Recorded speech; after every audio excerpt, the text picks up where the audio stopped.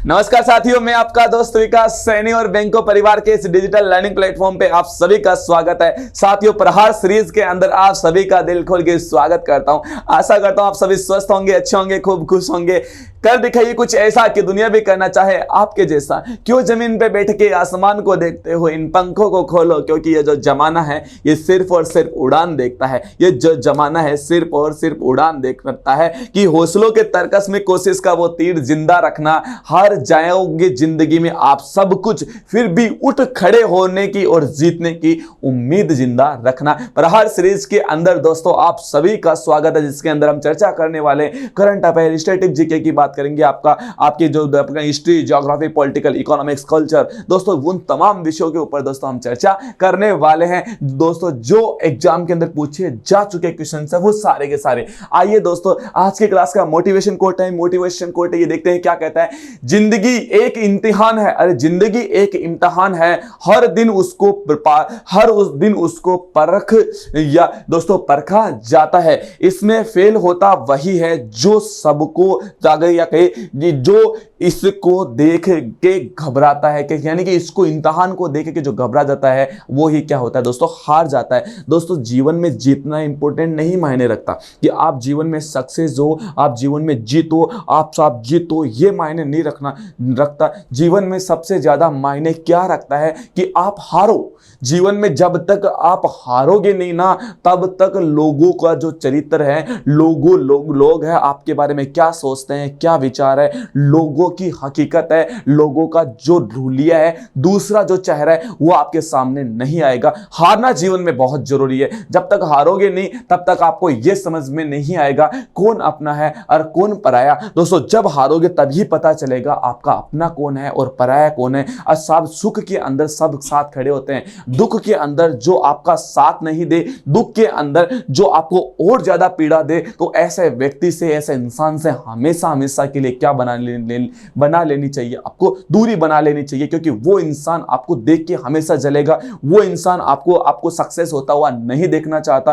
तो ऐसे इंसान से दूर ही, ऐसे जो नेगेटिव एनर्जी है उनसे दूर ही रहना उचित है साथियों। आइए साथियों, आज की क्लास का पहला क्वेश्चन देखिए। पहला क्वेश्चन देखिए, लो कत्तई जहर क्वेश्चन बोलो भारत माता की जय, बाकी बिहारी लाल की जय। अरे श्रीनगर की बात की गई, श्रीनगर किस नदी के किनारे स्थित है ये आपको बताना है। ये जो श्रीनगर है ये कौन सी नदी के किनारे स्थित है? बताओ, झेलम नदी के किनारे, ब्रह्मपुत्र नदी के किनारे, ताप्ती नदी के किनारे या गंगा नदी के किनारे? बता दो साथियों, सारे के सारे जल्दी से। सभी का स्वागत है, बिल्कुल गुड इवनिंग, सभी का स्वागत है बैंको परिवार में। आइए साथियों सेशन को देखते हैं कि साहब कौन सी नदी आ जाएगी? झेलम नदी। ध्यान रखना, ये जो श्रीनगर है ये कौन सी नदी के किनारे बसा हुआ है? ये झेलम नदी के किनारे बसा हुआ है। अगर हमसे कहें, आपसे मैं कहूं कि गुरुजी आप ये बताओ, इस झेलम नदी का जो उद्गम है, ये झेलम नदी का उद्गम है, ये कहां से होता है? तो दोस्तों ध्यान रखना, ये जो पीर पंजाल से, ध्यान रखना किससे इसका उद्गम होता है? अरे पीर पंजाल की बात करेंगे, इस पीर पंजाल की बात करेंगे। पीर जो पंजाल है, इस पीर पंजाल से दोस्तों इसकी क्या होती है,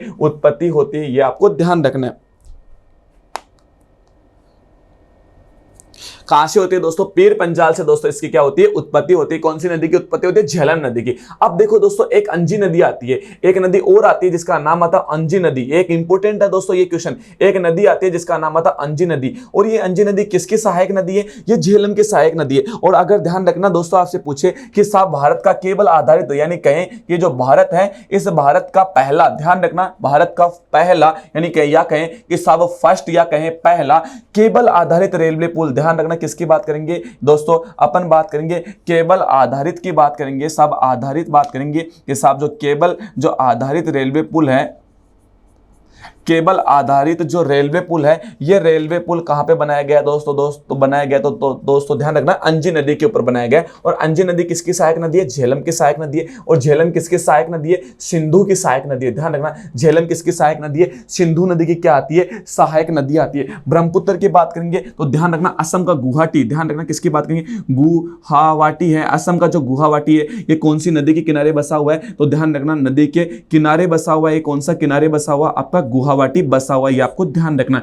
इसी ब्रह्मपुत्र की बात करेंगे तो ब्रह्मपुत्र को भूटान की बात करेंगे, इस भूटान के अंदर इस ब्रह्मपुत्र को किस नाम से जानते हैं? मानस नदी। ध्यान रखना कौन सी नदी? मानस नदी के नाम से जानते हैं। और इस मानस नदी की बात करेंगे तो दोस्तों ध्यान रखना ये भूटान की क्या आती है? सबसे लंबी नदी आती है। ये आपको ध्यान रखना है कि भूटान की क्या है? ये सबसे जो लंबी नदी है, ये सबसे लंबी नदी कौन सी आती है? आपकी मानस नदी आती है। और इसको क्या कहते हैं? भूटान के अंदर आपको ध्यान रखना किस रूप से हम कहेंगे, ध्यान रखना किसके रूप में कह देंगे हम? अब साहब मानस नदी तो ब्रह्मपुत्र नदी। और ताप्ती नदी किनारे कौन सा शहर बसा हुआ है? अरे सूरत। ध्यान रखना कौन सा शहर? हमारी सूरत घनी चौकी लगे सूरत बसा हुआ है। ध्यान रखना कौन सा बसा हुआ है? सूरत बसा हुआ है ताप्ती नदी किनारे। गंगा की बात करेंगे, गंगा नदी की बात करेंगे तो दोस्तों ध्यान रखना, अगर मैं आपसे कहूं कि गंगा नदी के किनारे कौन से शहर बसे हुए हैं तो वो लिखो। पहला तो लिखो वाराणसी। पहला कौन सा लिखोगे? वाराणसी की बात करेंगे कि गंगा नदी के किनारे कौन कौन से शहर बसे हुए हैं। किनारे की बात करेंगे तो गंगा नदी के किनारे कौन से शहर बसे हुए हैं तो पहला लिखो। अरे वाराणसी की बात करेंगे, किसकी बात करेंगे? वाराणसी की बात करेंगे। जो वाराणसी है, ये वाराणसी कौन सी नदी के किनारे है? ध्यान रखना गंगा नदी के किनारे। अगर मैं आपसे कहूं कि पटना की बात करूंगा, ये पटना कौन सी नदी किनारे? गंगा नदी किनारे। अगर मैं आपसे कहूंगा देहरादून की बात करूंगा, ये देहरादून है, ये देहरादून कौन सी नदी किनारे बसा हुआ है दोस्तों? तो दोस्तों ध्यान रखना कौन सी नदी के किनारे बसा हुआ है? ये गंगा नदी के किनारे ये बसा हुआ है। ये भी आपको ध्यान रखना। अगर मैं साथियों आपसे पूछूं देवप्रयाग, ध्यान रखना देवप्रयाग है कहां पे? उत्तराखंड के अंदर। देवप्रयाग कहां पे साथियों? उत्तराखंड के अंदर। कहां पे दोस्तों? अगर कहें अलकनंदा और जो भागीरथी नदियों के संगम पे स्थित है। अगर मैं आपसे पूछूं ये बताओ, ये दो देवप्रयाग की बात करूं, प्रयाग की बात करूंगा, ये देवप्रयाग है, ये कितनी नदियों के संगम पे? 2 नदियों के संगम पे। इधर से एक नदी आती है, इस नदी का नाम आता है अलकनंदा। कौन सी नंदा आती है दोस्तों? लो, एक नदी आती है जिसका नाम आता है दोस्तों, कौन सी आती है? अलख की बात करेंगे साहब। नदी आती है जिसका नाम आता है अलकनंदा। ध्यान रखना कौन सी नंदा? अलकनंदा नदी। और एक नदी आती है दोस्तों जिसका नाम आता है, इधर से एक नदी और जाती है जिसका नाम क्या आता है? भागीरथी नदी। कौन सी नदी आ गई?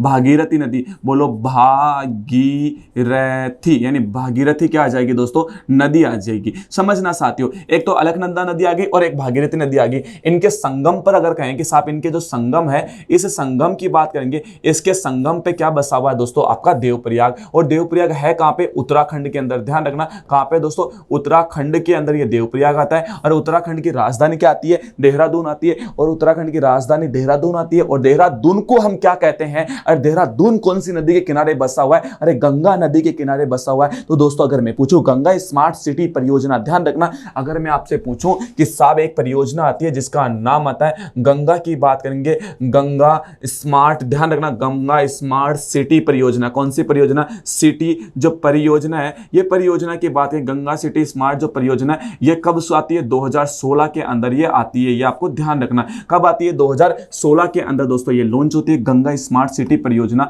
ये कब लॉन्च होती है? तो दोस्तों लिख लो, बांके बिहारी लाल की जय। कब आती है? 2016 के अंदर आती है। अगर मैं कहूंगा गंगा नदी का, ध्यान रखना गंगा नदी का कहेंगे वाटर, ध्यान रखना गंगा नदी का वाटर टावर कौन से देश को कहते हैं? तो ये भी लिखो, कतई जहर लिखो दोस्तों। ये जो गंगा नदी है, गंगा नदी का ध्यान रखना, नदी का वाटर टावर, वाटर जो टावर है, ये वाटर टावर कौन से देश को कहते हैं? तो दोस्तों ध्यान रखना नेपाल को। ध्यान रखना किसको कहते हैं? ये नेपाल है, इस नेपाल को कहते हैं, नेपाल को कहते हैं। ये आपको ध्यान रखना कि गंगा नदी का जो वाटर टावर है, ये किसको कहते हैं? आपके नेपाल को कहते हैं। ये भी आपको ध्यान रखना। और ये वाराणसी वगैरह अलग है साथियों। गंगा नदी का वाटर टावर किसको कहते हैं? आपके नेपाल को कहते हैं। ये भी आपको ध्यान रखना है साथियों। तो दोस्तों देखिएगा, ये पहला क्वेश्चन था। ये क्वेश्चन था कि श्रीनगर है, ये श्रीनगर कौन सी नदी के किनारे बसा हुआ है? तो दोस्तों ध्यान रखना श्रीनगर कौन सी नदी के किनारे बसा हुआ? आपके ध्यान रखिएगा कौन सी नदी किनारे बसा हुआ? झेलम नदी। और झेलम किसकी सहायक नदी है? सिंधु की सहायक नदी है। और झेलम की एक सहायक नदी आती है जिसका नाम है अंजी नदी। और अंजी नदी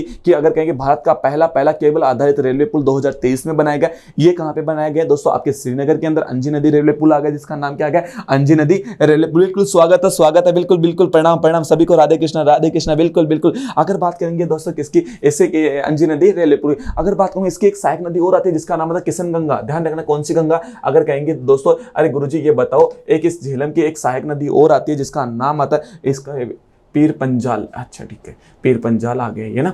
इसकी सहायक नदी और एक और आती है जिसका नाम आता है किशन गंगा। कौन सी गंगा? अगर आपसे मैं कहूं कि किशन जो गंगा नदी है, ये किशन गंगा नदी किसकी सहायक नदी है दोस्तों? आपकी झेलम की। और एक सहायक नदी कौन सी? अंजी, अंजी नदी सहायक नदी है। और एक कौन सी? किशन गंगा सहायक नदी। अंजी नदी के ऊपर केबल आधारित रेलवे पुल है। और ये ध्यान रखना किसकी सहायक नदी है? झेलम किसकी? सिंधु की सहायक है। और इसके ऊपर कौन सा शहर बसा हुआ? आपका श्रीनगर बसा हुआ है, ये भी आपको ध्यान रखना। बोलो कतई जहर, बोलो भारत माता की जय। कतई जहर लिखो साहब, कतई जहर क्वेश्चन है ना, कतई जहर क्वेश्चन है। क्या बोल रहा है? अरे ऑपरेशन फ्लड का संबंध किससे है? बताओ कि साहब ये क्रांतियों के बारे में क्वेश्चन नहीं पूछा जाता क्या? एक क्वेश्चन दोस्तों, ये सारे के सारे वो क्वेश्चन है जो पेपर की दोस्तों खोपड़ी में क्या करने वाले? छेद करने वाले हैं कि साहब टूटे हैं बिखरे नहीं। अरे टूटे हैं बिखरे नहीं, पंख नहीं तो क्या हुआ? हमारे हौसले इतने स्ट्रांग रखेंगे कि हौसलों के दम पे हम क्या कर जाएंगे? उड़ जाएंगे। कि टूटे हैं बिखरे नहीं, पंख नहीं तो क्या हुआ?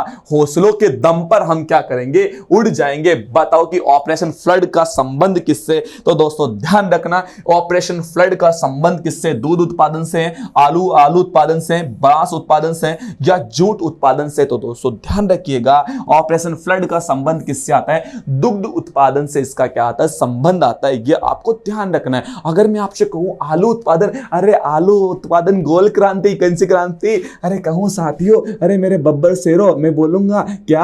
अरे गोल क्रांति। अरे मेरे जीवड़ों में आपको बोलूंगा, ये बताओ कि गोल जो क्रांति है इसका संबंध किससे आता है? तो गोल क्रांति का संबंध किससे आएगा? आलू उत्पादन से। अगर मैं कहूंगा साहब बांस उत्पादन, अरे अगर मैं कहूं हरित सोना क्रांति, दोस्तों कौन सी क्रांति आ जाएगी? हरित सोना क्रांति की बात करेंगे, हरित सोना क्रांति की बात करेंगे। हरित सोना जो क्रांति है, इस हरित सोना क्रांति की बात आ जाती है। इसके बाद में जूट उत्पादन की बात करेंगे, तो जूट उत्पादन का ध्यान रखना दोस्तों। अरे गोल्डन की बात करेंगे, गोल्डन फाइबर क्रांति। क्या कौन सी क्रांति? गोल्डन फाइबर क्रांति। हरित क्रांति खाद्यान्न के लिए, हरित क्रांति किसके लिए? खाद्यान्न के लिए। और गोल्डन फाइबर क्रांति किसके लिए? अरे जूट उत्पादन के लिए। ध्यान रखना किसके लिए? उत्पादन के लिए, जूट उत्पादन के लिए। कौन सी क्रांति आगे दोस्तों? आपके गोल्डन की बात करेंगे, गोल्डन जो फाइबर की बात करेंगे, गोल्डन फाइबर जो क्रांति है, ये फाइबर क्रांति आने वाली है। किसके लिए आने वाली है? आपके जूट उत्पादन के लिए आने वाली है। अगर मैं आपसे कहूं साथियों,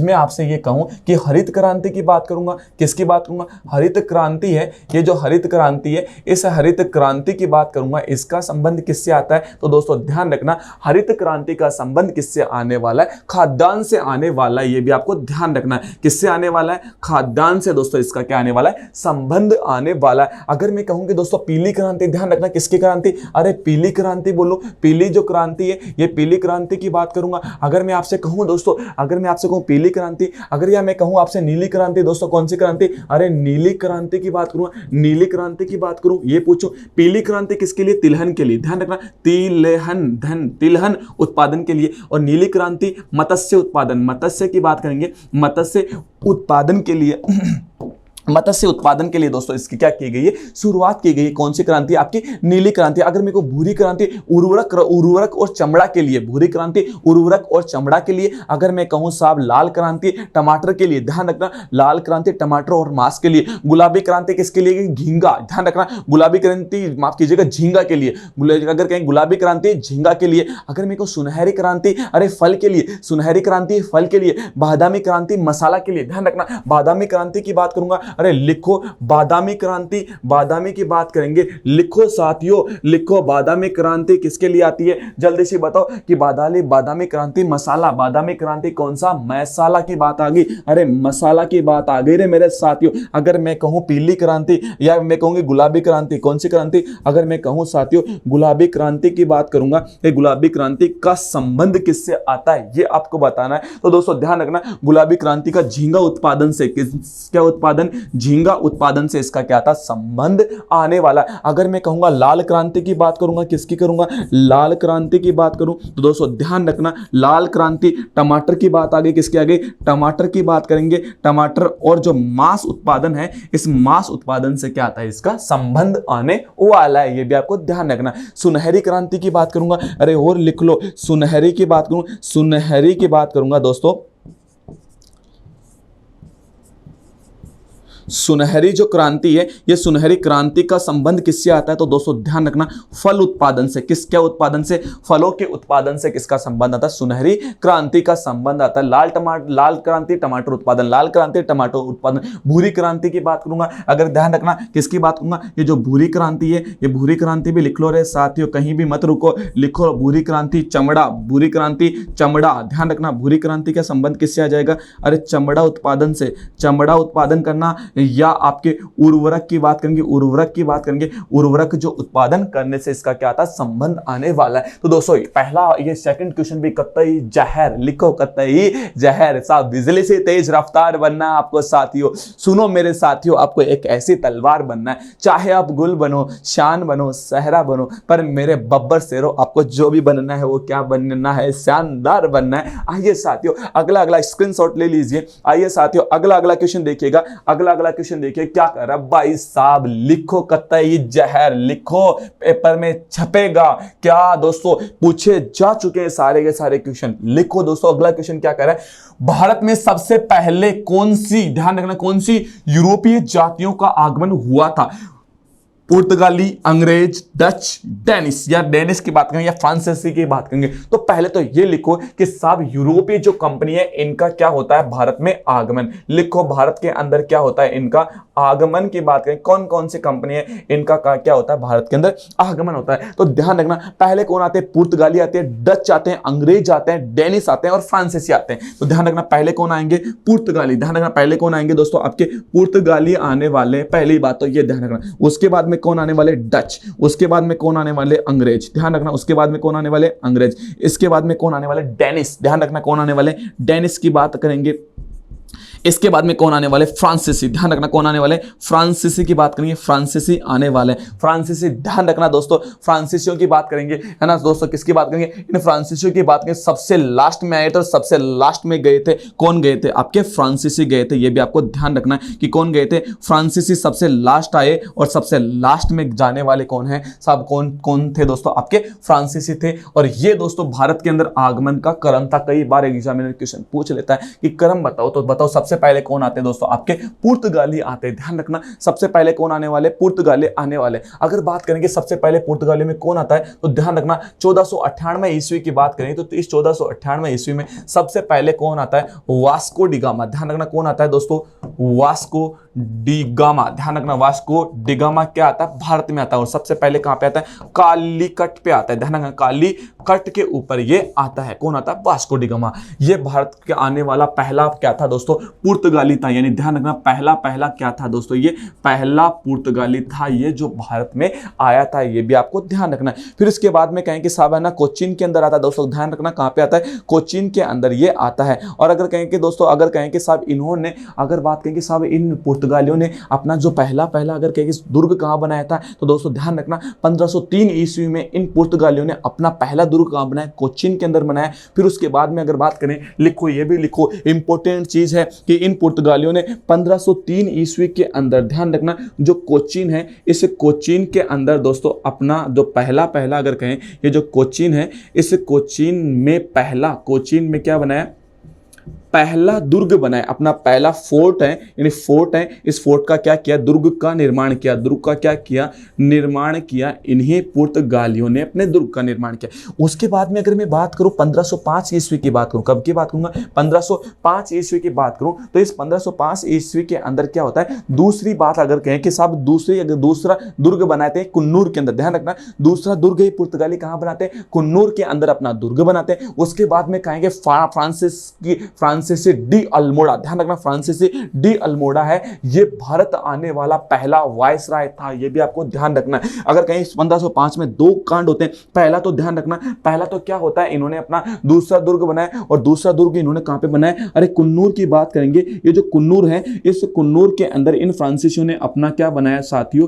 दूसरा जो दुर्ग है, दूसरा जो फोर्ट है, इस फोर्ट का क्या किया? निर्माण किया था इन फ्रांसीसियों ने। उसके बाद में अगर बात करें, इसी 1505 ईस्वी के अंदर हुआ क्या था? इन फ्रांसीसियों के अंदर फ्रांसीसी यानी फ्रांसिस्को डी अल्मोड़ा, ध्यान रखना फ्रांसीसी डी अल्मोड़ा की बात करेंगे, फ्रांसिस की डी अल्मोड़ा की बात करेंगे, डी अल्मोड़ा की बात करें, ये डी अल्मोड़ा आता है भारत के अंदर। और ध्यान रखना फ्रांसीसी डी अल्मोड़ा भारत आने वाला, लिख लो भारत आने वाला अगर कहें वाला पहला, ध्यान रखना, पहला पुर्तगाली, पहला क्या है जगह दोस्तों, पुर्तगाली वायसराय था। ध्यान रखना कौन सा था दोस्तों, जो वायसराय था दोस्तों, तो वो कौन था दोस्तों, आपका फ्रांसिस्को डी अल्मोड़ा। ये भी आपको ध्यान रखना, पहला गवर्नर बनता है। और अगर कहें कि दोस्तों इसी नहीं दोस्तों, अगर कहें पहला गवर्नर था दोस्तों फ्रांसिस्को डी अल्मोड़ा, पहला गवर्नर था। और दोस्तों जिसने क्या किया था, ब्लू वाटर पॉलिसी, ध्यान रखना कौन सी पॉलिसी, ब्लू वाटर पॉलिसी को दोस्तों इसने मंजूरी प्रदान की थी। ये भी आपको ध्यान रखना है कि ब्लू वाटर पॉलिसी को मंजूरी प्रदान करने वाला कौन सा था, तो फ्रांसिस्को डी अल्मोड़ा था, जो 1505 ईस्वी के अंदर क्या आता है, भारत आता है। ये देखिए दोस्तों, ये अगर ये देखिए, सबसे पहले जब अंग्रेज आए थे ना, तो फ्रांसीसियों अगर कहेंगे पुर्तगालियों के अंदर और अंग्रेजों के अंदर समुद्र का युद्ध होता है। और ये देखिए दोस्तों, आपके कौन आते हैं, विदेशों का जो आगमन है, ये विदेशों का आगमन भारत के अंदर शुरू हो जाता है। और जैसे जैसे विदेशों का आगमन भारत के अंदर शुरू हुआ, विदेशी कंपनियों को ऐसे लगा कि भारत के अंदर भारत के अंदर व्यापार के बहुत सारे संसाधन है, भारत के अंदर हम व्यापार अच्छा कर सकते हैं। क्योंकि हुआ क्या था कि जब फ्रांसिस के अगर कहें कि जब पुर्तगाली जो पुर्तगाली था, वास्को डी गामा जब भारत आया था, तो इतिहासकारों का ऐसा मानना है साथियों कि ये जो फ्रांसिस के जब आया था, जो पुर्तगाली आया था, तो इसने अपनी यात्रा का पूरा खर्च निकालकर, इसको 90% से भी ज्यादा क्या हुआ था, लाभ हुआ था, लाभ मिला था। किसको मिला था, आपको किसको मिला था, इसको आपके अगर कहें जो वास्को डी गामा को मिला था। ये लो साहब, वापस वास्को डी गामा की बात आ गई। अभी मैंने थोड़ी देर पहले ही पढ़ाया था इस क्वेश्चन को कि जो वास्को डी गामा है, ये अगर कहें 1498 ईस्वी में, 1498 इसमें वास्को डी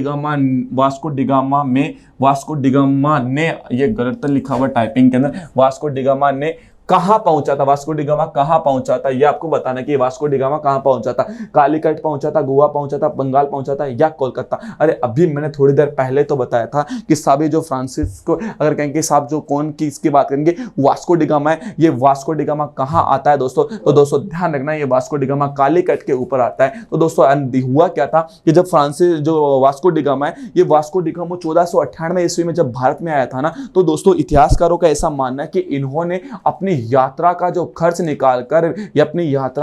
निकालकर भी इसको सबसे ज्यादा क्या हुआ, लाभ हुआ। 90% से भी ज्यादा इसको क्या प्राप्त हुआ था, लाभ हुआ था। किसको हुआ था, आपके ध्यान रखना, किसको मिला था, आपके वास्को डी गामा। गुरुजी ऐशान का क्या काम कर दिया था इस वास्को डी गामा ने कि इसको इतना लाभ हुआ, समझना बेटा, इसने कुछ काम नहीं किया था, पूरी बात समझना। बिल्कुल सभी का स्वागत है, बिल्कुल सभी का स्वागत है। मैं देख पा रहा हूँ सभी के कमेंट देख पा रहा हूँ, बिल्कुल सारे के सारे बच्चे एक बार सेशन को शेयर कर दीजिए। अभी तक आप लोगों की संख्या बढ़ी नहीं है, एक बार सारे के सारे बच्चे एक बार संख्या को बढ़ाइए, क्योंकि दोस्तों इस बार आर पार की जंग होनी है। पेपर को दोस्तों इसकी औकात दिखानी है ना, पेपर को इसकी औकात दिखानी है। कहानी समझो, कहानी क्या हुई थी कि 1498 में वास्को डी गामा कालीकट के पास पहुंचता है। और जब कालीकट का स्थानीय राजा था, जब वोट लेकर वहां पहुंचता है वास्को डी गामा, तो कालीकट का जो स्थानीय राजा था, तो स्थानीय राजा ने क्या किया, इस वास्को डी गामा का बहुत भव्य रूप में क्या किया, स्वागत किया। और जब वास्को डी गामा वापस जा रहा था ना, तो वहां के स्थानीय राजा ने कहा कि आप अपने देश, हमारे देश के औषधियां मसाले हैं, ये लेके जाइए। वास्को डी गामा ने क्या किया कि साहब चाहिए क्या, इतना ही तो चीज चाहिए था। वास्को डी गामा ने सब भर के साहब वो वोट को भर लिया अच्छे से और अपने देश ले गया। वहां जाकर वास्को डी गामा ने बेचा, तो इतने स्वादिष्ट दोस्तों ये कहीं औषधियां थी, अगर स्वादिष्ट मसाले थे, गुणवत्तापूर्ण औषधियां थी, इन सबको देख कर वास्को डी गामा का साहब जो वहां के नागरिक थे, उनके अंदर लालच थी, वो बढ़ने लगा कि साहब हम व्यापार करेंगे। और ऐसे धीरे धीरे ये सिलसिला बढ़ता गया, ठीक है ना। तो दोस्तों ध्यान रखना कि सबसे पहली बार ये जो वास्को डी गामा है, किसकी बात करेंगे दोस्तों, ये जो किसकी बात करेंगे दोस्तों, आपके लिख लो, ये जो वास्को डी गामा है, वास्को डी गामा है, ये ध्यान रखना, वास्को डी गामा है। ये पहली बार अगर कहें पहली बार भारत में कब आया था, तो दोस्तों ध्यान रखना 1498 ईस्वी के अंदर ये पहली बार भारत आता है। अगर कहें कि दूसरी बार वापस आया था दोस्तों, लौट कर आया था, रुका नहीं था, 1502 ईस्वी के, ध्यान रखना 1502 ईस्वी के अंदर ये वास्को डी गामा ये वापस क्या आता है, भारत के अंदर आता है। अगर बात करेंगे कालीकट के ऊपर आता है। इसके बाद में अगर बात करें गोवा के अंदर क्या हुआ था, तो ध्यान रखना 1510 ईस्वी के अंदर, ध्यान रखना 1510 ईस्वी के अंदर गोवा और जो बीजापुर है दोस्तों, इस बीजापुर को दोस्तों इन पुर्तगालियों ने किसको छीन लिया था, गोवा को छीन लिया था। अगर कहें 1530 ईस्वी की बात करें, तो 1530 ईस्वी के अंदर गोवा को, अगर कहें गोवा की जो राजधानी गोवा की जो राजधानी, वो गोवा की राजधानी किसको बना दी गई थी? तो ध्यान रखना कोचीन को बना दी गई थी। अगर आपसे कहें कि साहब 1510 ईस्वी के अंदर, है ना, बीजापुर की बात करेंगे, इन पुर्तगालियों ने क्या किया था? इन पुर्तगालियों ने, अगर कहें कि साहब बीजापुर की बात करूंगा दोस्तों, किसकी? बीजापुर और दो दोस्तों गोवा है, इस गोवा को छीन लिया था। गोवा को क्या किया था दोस्तों? अपने अधिकार में ले लिया था पुर्तगालियों ने। इसके बाद में बात करूंगा दोस्तों किसकी? गोवा की बात करूं तो दोस्तों ध्यान रखना 1530 ईस्वी की बात आती है। तो 1530 ईस्वी के अंदर इस गोवा की जो राजधानी है, ध्यान रखना, इस गोवा की जो राजधानी है वो राजधानी किसको बना दी जाती है? अरे कोचीन को। ध्यान रखना किसको? अरे कोचीन को इसकी क्या बना दी जाती है? कैपिटल बना दी जाती है। अगर मैं बंगाल विभाजन की बात करूंगा, लिखो दोस्तों, अगर मैं कहूं बंगाल विभाजन की बात करूं दोस्तों, किसकी करूंगा? बंगाल विभाजन की बात करूंगा तो दोस्तों ध्यान रखना बंगाल विभाजन कब होता है? 1905 के अंदर क्या होता है? बंगाल विभाजन होता है। कोलकाता की बात करूंगा तो ध्यान रखना कोलकाता हुगली नदी के किनारे बसा हुआ है। कौन सी नदी?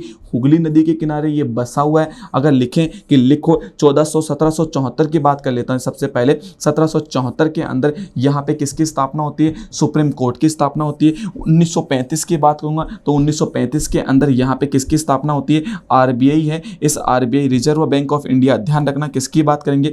आरबीआई की स्थापना होती है। किसकी? आरबीआई है। इस आरबीआई की स्थापना होती है कहां पे होती है? कोलकाता के अंदर होती है। और हेडक्वार्टर है, ये हेडक्वार्टर भी किसको बनाया जाता है दोस्तों? कोलकाता को बनाया जाता है। ये आपको ध्यान रखना है। अगला क्वेश्चन देखिएगा दोस्तों, अगला क्वेश्चन देखिएगा, अगला क्वेश्चन भी सब इसी से संबंधित है। देखिएगा भारत का, ध्यान रखना, भारत का पहला पुर्तगाली जो गवर्नर, ध्यान रखना, गवर्नर जनरल बनकर भारत आया था। अरे पेड्रो अल्ब्रेड की बात करें, पेड्रो अल्ब्रेड की बात करें या वास्को डी गामा, ये पहला था। ये 2 बार आया था। ध्यान रखना 2 बार आया था। एक बार तो दोस्तों कब आया था? 1498 में आया था और दूसरी बार आया था 1502 ईस्वी के अंदर ये भारत आता है। फ्रांसिस्को डी अल्मोड़ा था क्या? या कहेंगे अगर कहें क्रिस्टोफर की बात करें, क्रिस्टोफर कोलंबर है। तो दोस्तों ध्यान रखना पहला दोस्तों अगर कहें कि सब जो कहें कि गवर्नर जनरल बनकर आया था, कौन आया था? Francisco de Almora. और इन्होंने ब्लू वाटर पॉलिसी को भी लागू किया था। ये भी आपको ध्यान रखना है। अगला क्वेश्चन देखिएगा, अगला क्वेश्चन देखिएगा, मैकमोहन रेखा। ध्यान रखना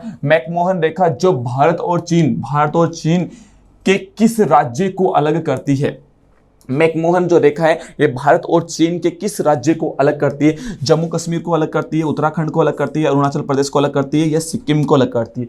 ये क्वेश्चन दोस्तों एसएससी सीजीएल 2023 के अंदर ट्रायल फर्स्ट के अंदर एक क्वेश्चन पूछा जा चुका है। और दोस्तों ये क्वेश्चन है ना झारखंड पीसीएस के अंदर पूछा जा चुका है, यूपी पीसीएस के अंदर पूछा जा चुका है, बिहार पीसीएस के अंदर भी दोस्तों ये क्वेश्चन पूछा जा चुका है। तो बहुत ज्यादा इंपॉर्टेंट क्वेश्चन है साथियों, ये ध्यान रखना। पहले तो ये देखिए कि कौन से राज्य को अलग करता है, तो दोस्तों ध्यान रखना अरुणाचल प्रदेश को अलग करता है। अगर मैं आपसे कहूं साथियों, ये अगर मैं आपको बनाता हूं, देखिए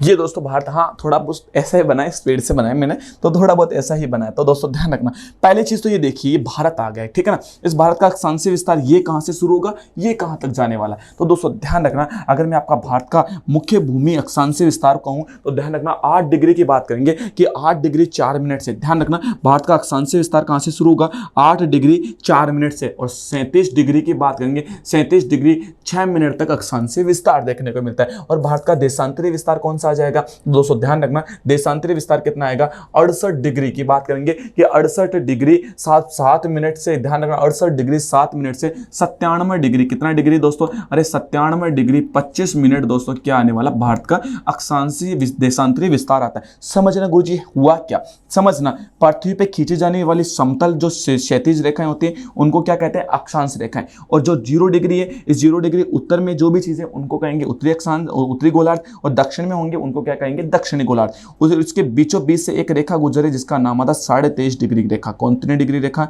23.5 डिग्री रेखा आती है और इसको कहते हैं कर्क रेखा। ऐसे नॉर्थ में चली जाती है, नॉर्थ में चली जाती है, उसे क्या कहते हैं? मकर रेखा 23.5 डिग्री पे, ठीक है। अब दोस्तों अगर कहें कि दोस्तों इस प्रकार से यहाँ पे क्या बना हुआ भारत की स्थिति आपको देखने को मिलती है। अब कहें अक्षांशों के आधार पे भारत की स्थिति कौन से गोलार्ध में, उत्तरी गोलार्ध में, ठीक है ना। अक्षांशों के आधार पे भारत की स्थिति कौन से गोलार्ध में, उत्तरी गोलार्ध में।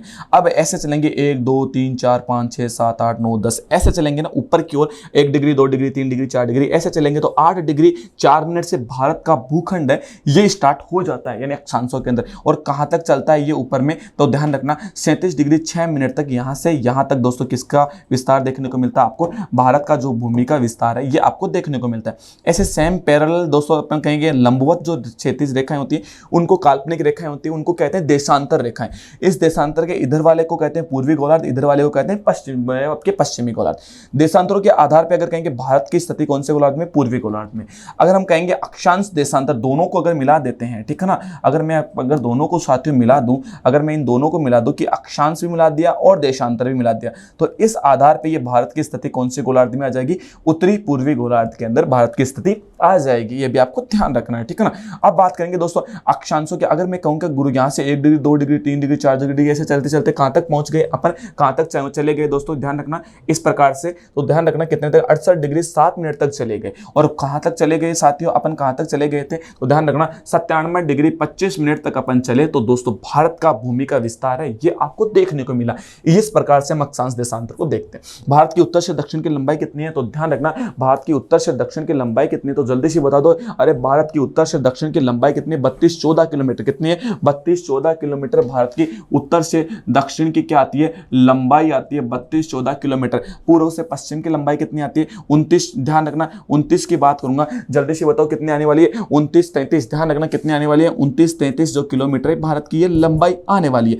अगर कहूं कि भारत का मुख्य का अगर अक्षांशीय विस्तार कितना, यहाँ पे अगर अंडमान निकोबार द्वीप है, यहाँ पे है ना दो अंडमान निकोबार द्वीप समूह को भी शामिल करो, तो ध्यान रखना 6 डिग्री 45 मिनट। ध्यान रखना कितना डिग्री आ जाएगा, अरे 6 डिग्री जो 45 मिनट है, इस 6 डिग्री 45 मिनट से भारत का अक्षांशीय विस्तार, यानी द्वीप समूह को शामिल करोगे तो 6 डिग्री 45 मिनट आ जाएगा, और भूमि को शामिल करोगे तो कहां कितना आ जाएगा, 8 डिग्री 4 मिनट से भारत का अक्षांशीय विस्तार आ जाएगा। अब देखो यहाँ पे आपको अफगानिस्तान देखने को मिलता है, यहाँ पे पाकिस्तान देखने को मिलता है, यहाँ पे क्या देखने को मिलता है, पाकिस्तान। इनके साथ सीमा लगती है रेड क्लिफ, माफ कीजिएगा, इसके साथ में लगती है रेड क्लिफ रेखा। कौन सी लगती है, रेड क्लिफ रेखा लगती है। और इधर क्या आता है दोस्तों, चीन आता है। चीन के साथ में कौन सी लगती है, आपकी लगती है मैकमोहन रेखा। कौन सी लगती है, मैकमोहन रेखा। यहाँ पे आपको सियाचिन ग्लेशियर, आपको माफ कीजिएगा, यहाँ पे अक्साई चीन देखने को मिलता है, यहाँ पे पीओके देखने को मिलता है। यहाँ पे दोस्तों ध्यान रखना,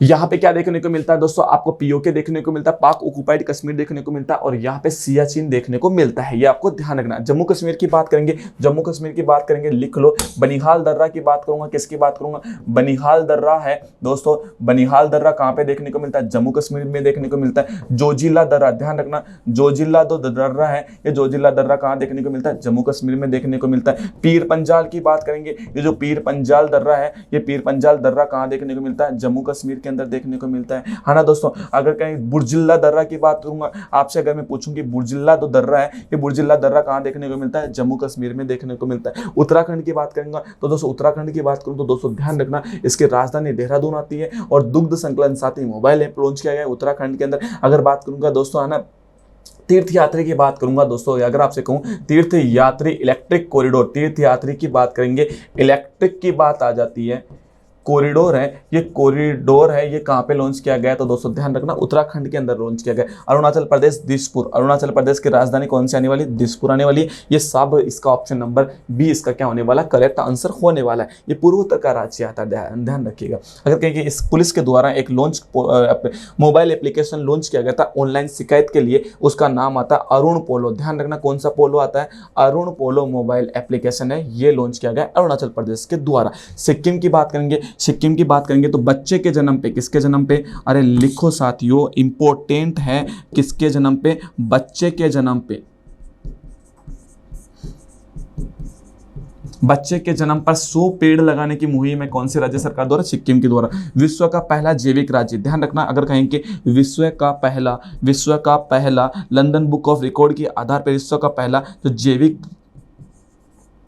राज्य कौन सा बना दोस्तों, आपका सिक्किम बनता है। ये भी आपको ध्यान रखना है साथियों, ठीक है ना। कौन सा बना साथियों, आपका सिक्किम बनता है। और ये क्वेश्चन पूरा का पूरा आपके सामने स्क्रीन पे है। अगला क्वेश्चन देखिएगा, अरे लो साहब कतई जहर, फंडामेंटल राइट्स की बात आ गई। किसकी बात आ गई, फंडामेंटल राइट्स की बात आ गई, मूल अधिकारों की बात आ गई। तो दोस्तों ध्यान रखना, वेरी वेरी इंपॉर्टेंट साथियों। आप पढ़ाई करते हो, नौकरी लगो या ना लगो ये मायने नहीं रखता।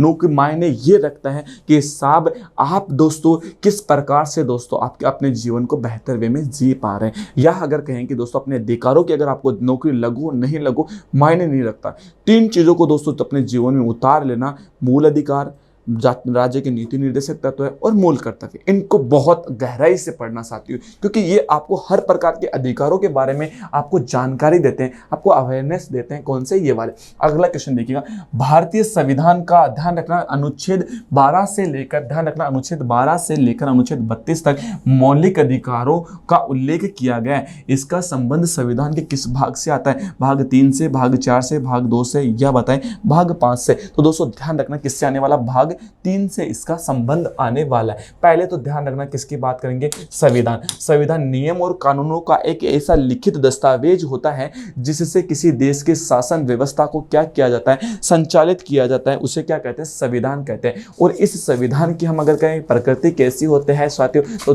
तो ध्यान रखना इस संविधान की जो प्रकृति है वो लिखित भी हो सकती है और कैसी हो सकती है, मौखिक भी इसकी क्या हो सकती है, प्रकृति हो सकती है। किसकी हो सकती है, आपके संविधान की हो सकती है। ये भी आपको ध्यान रखना है कि लिखित भी हो सकती है और कैसी हो सकती है, मौखिक प्रकृति, ये भी संविधान की हो सकती है, ठीक है ना।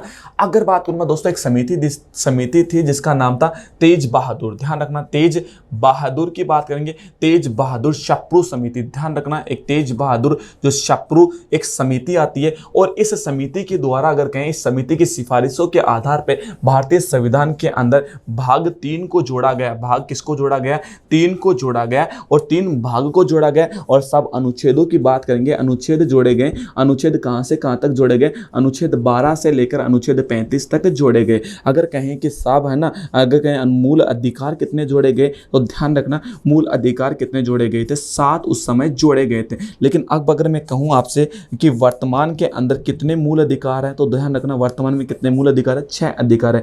एक अधिकार को इन 7 में से हटा दिया गया और वो कौन सा था, संपत्ति का अधिकार। किसका अधिकार, संपत्ति का क्या था दोस्तों, अधिकार था। इसको हटा दिया गया और इसको हटाकर इसका पहले उल्लेख कहां पे था, तो दोस्तों ध्यान रखना अनुच्छेद 31 के अंदर था और वर्तमान में इसको समाप्त कर दिया गया। इसके बाद में अब इसको वर्तमान की अगर बात करेंगे, संपत्ति का अधिकार है, इस संपत्ति के अधिकार को वर्तमान में कहां पे डाल दिया, तो दोस्तों ध्यान रखना अनुच्छेद की बात करेंगे, अनुच्छेद जो 300 क है, इस अनुच्छेद 300 क के अंदर किसको डाल दिया गया, संपत्ति के अधिकार को डाल दिया गया। और इस संविधान के भाग 3 की बात करूं साथियों, किसकी बात करेंगे अपन, भाग 3 की बात करें तो इस भाग 3 को कहते हैं भारतीयों का अधिकार पत्र।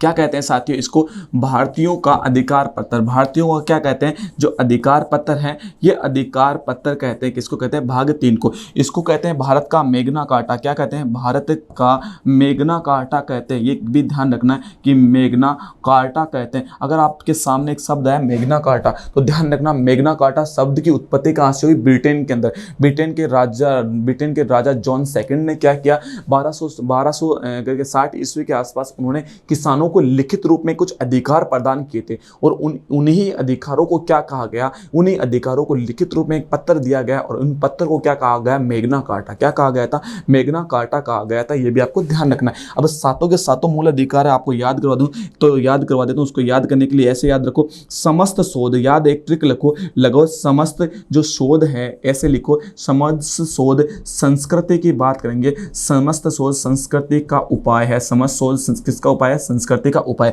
सम से कर दो समता का अधिकार, सम से क्या कर दो, समता का अधिकार, समता का क्या कर दोगे, अधिकार कर दोगे। ये भी आपको ध्यान रखना है। सौ से कर दो स्वतंत्रता का अधिकार, स्वतंत्रता का अधिकार। ये भी आपको ध्यान रखना है, स्वतंत्रता का क्या करना, अधिकार करना। ये भी आपको ध्यान रखना है। 100 से कर दो शोषण के विरुद्ध अधिकार। कौन के विरुद्ध अधिकार, शोषण की बात करेंगे। किसकी बात करेंगे, लिख लो दोस्तों, शोषण के विरुद्ध अधिकार,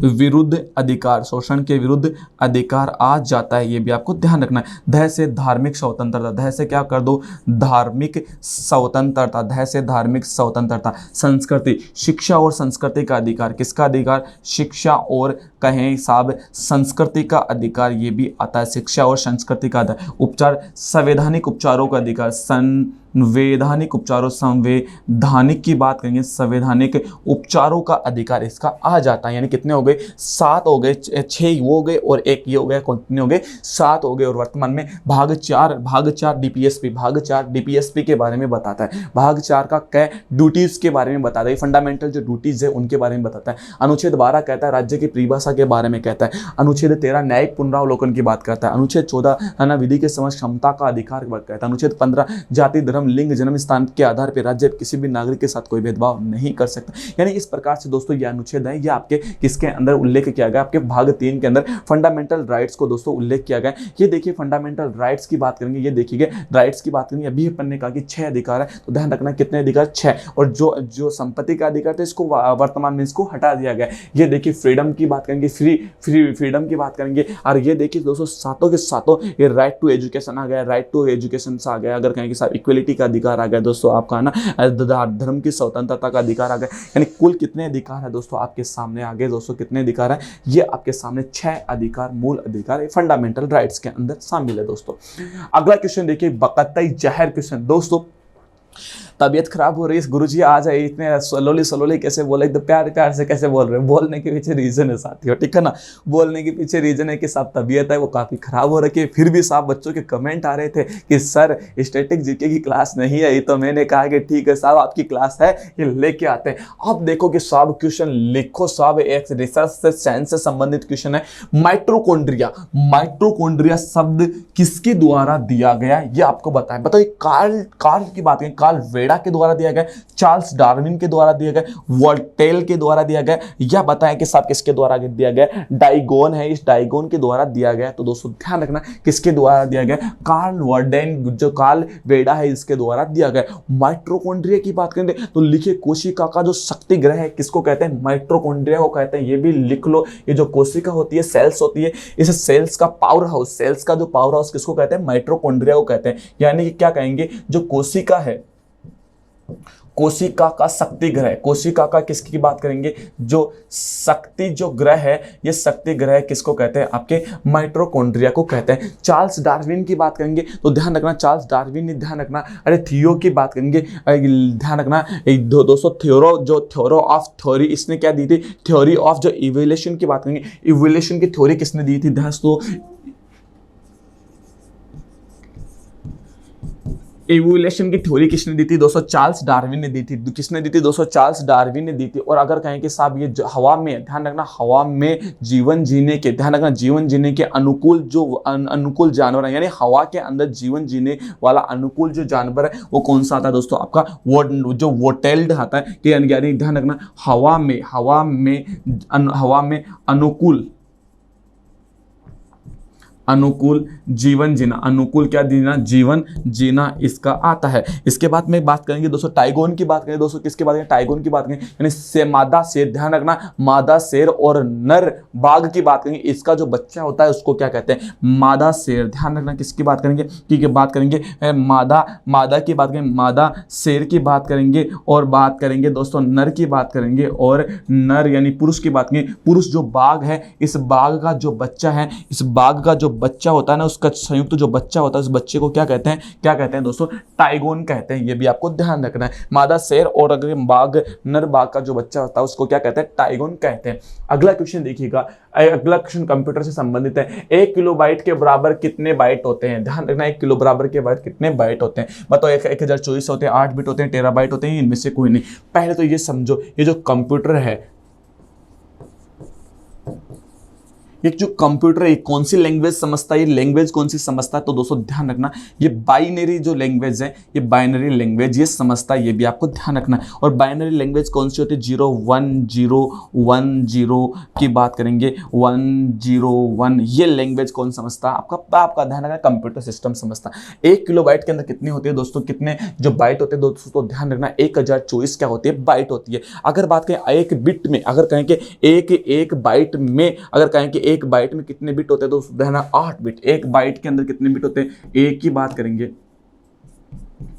एक बाइट की बात करेंगे, किसकी बात करेंगे, एक बाइट के अंदर कितने होते हैं, 8 बिट। टेराबाइट की बात करेंगे तो दोस्तों ध्यान रखना टेराबाइट की बात करेंगे तो मेमोरी का सबसे बड़ा माप होता है। ये जो टेराबाइट है, ये टेराबाइट क्या होता है कि कंप्यूटर की जो मेमोरी होती है, मेमोरी की बात करेंगे, ये मेमोरी का दोस्तों सबसे बड़ा भाग होता है। सबसे की बात करेंगे, सबसे बड़ी साब आती है, ठीक है ना, सबसे बड़ा माप होता है मेमोरी का। सबसे बड़ा माप क्या होता है, टेराबाइट के अंदर देखा जाता है। ठीक है साथियों, कमांडली